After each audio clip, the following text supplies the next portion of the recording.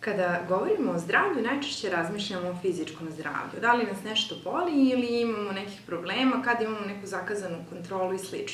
Izostavljamo da razmišljamo o mentalnom zdravlju i tome koliko je ono važno. Podjednako važno i neraskidivo spregnuto sa fizičkim zdravljem. Jer to kako vidimo svet utiče na to kako ga doživljavamo i samim tim šta osjećamo. Upravo ta osjećanja čine i to utiču na to koliko nam srce brzo kuca, da li dobro spavamo, koliko jedemo i tome slično, koliko se luči hormon stresa, a opet je to povezano sa fizičkim zdravljem i ne možemo to da razdvojimo. Korona je donela puno stresa i puno neizvesnosti koja traje već više od godinu dana i negde smo prošli kroz različite faze uznemirenosti, zabrinutosti, straha, panike i tako dalje, što sve ostavlja neke posledice. Ukoliko i dalje se osjećate zabrinuto ili ne znate kuda da idete, kada će se ovo završiti i brinete o toj neizvesnosti, ja vam predlažem da najpre uradite ono što negde, jednu tehniku jednostavnu koju mi zovemo download misli. Kao da bukvalno spustite sve što razmišljate na papir, uzmete papir, olovku i zapišete sve ono što vas brine. Vidjet ćete koliko ćete se lakše osetiti. A zatim napravite neku strategiju i moramo da svi prihvatimo da ne znamo koliko će ovo trajati i da moramo da se nosimo sa neizvesnošću. Prva stvar jeste kako da pomognete sebi da se nosite sa neizvesnošću i kako da se osjećate ok. Prvo je ograničite broj informacija koje čitate, slušate, izvore koje pratite i tako dalje. Kada na društvenim mrežama nađete na neki sadržaj koji vam ne prija ili neka osoba konstantno postavlja nešto što se vama ne dopada, otpratite je, ne morate unositi u sebe dodatnu uznemirenost jer nemamo više prostora i kapaciteta za to. Dalje, fokusirajte se na ono što radite, imajte strukturu dana i neku rutinu. Rutina je ono što nas spašava, iako rigidna, bolnička rutina nije dobra, imati rutinu i znati šta radimo u jednom danu, šta su nam obaveze, šta bi bilo lepo uraditi, je ono što nam puno pomaže.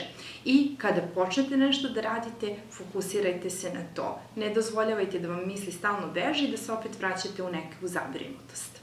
Naravno, kao roditelji, osnovna funkcija nam jeste da brinemo o deci.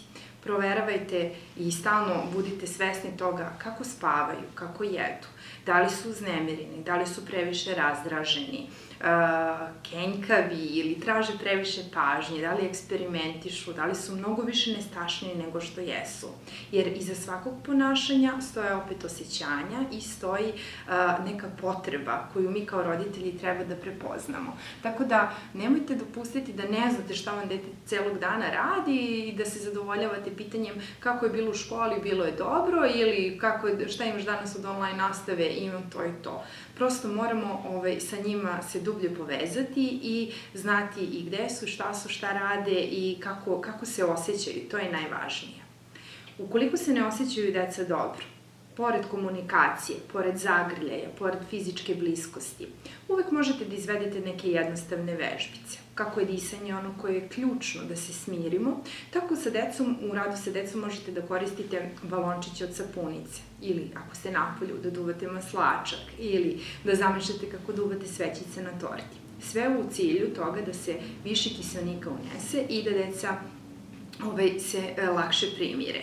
Zatim, fizičke aktivnosti nemojte izostavljati. Ukoliko ne želite da to sad dete ide na treninge, da se meša sa drugom decom jer se bojite zbog virusa, to je potpuno u redu. Ali onda imamo u Kraljevu toliko divnih solucija, Goč, stolove i razne druge planine i izletišta koje uopšte nisu toliko posećena, pa iskoristite to da deci pružite neku zabavu i pritom ćete to biti prilika da se vi povežete i da zajedne trenutke stvorite.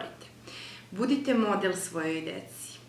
Kako se nosite sa nedaćama, kako se nosite sa stresom, kako se nosite sa svim, deca od nas gledaju, od nas uče i mi smo im glavni modeli. Prema tome, prvo se pobrinite za sebe, ako se vi ne osjećate dobro, potražite pomoć, porazgovarajte sa nekim, ne zatvarajte se, dajte primjer svojoj deci šta one mogu da urade i kako da se ponašaju u tim situacijama.